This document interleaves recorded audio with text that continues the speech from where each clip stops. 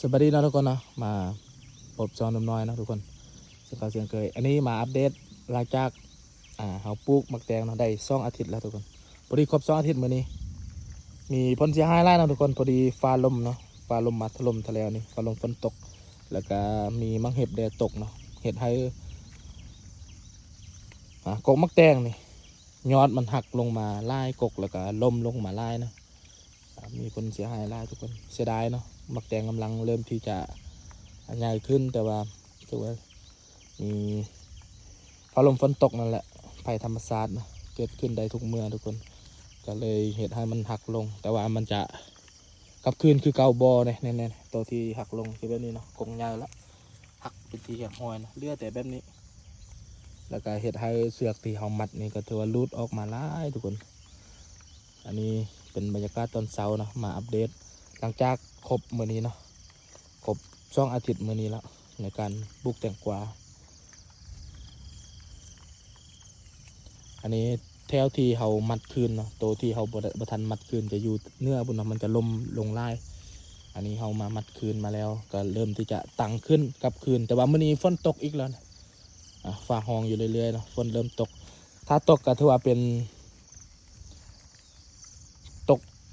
มือต่อมือติดๆกันเลยเนาะมือมือต่อมือติดๆกันเลยก็ถือว่านักพอสมควรเพราะว่านำนี่ก็อิ่มพอสมควรแล้วเนาะคือล็อกนี้เขาก็มามัดคืนเป็นเทียมห้อยแล้วเนาะก็ถือว่ามักแตงโซซัดโซเซพอสมควรอันนี้มาอัปเดตให้ทุกคนเบิ่งนะคือที่หนุ่มน้อยว่าเนาะหลังจากครบ1 อาทิตย์เนาะเดี๋ยวหนุ่มน้อยจะต้องได้อัปเดตให้FC คนที่ติดตามคนที่กัดเฮียนหูไปพร้อมๆกันวิธีในการ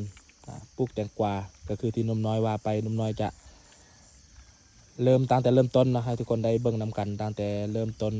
จุดเริ่มต้นเลยตั้งแต่พรวนเนาะไถนาพรวนขึ้นคลองวิธีการกาแล้วก็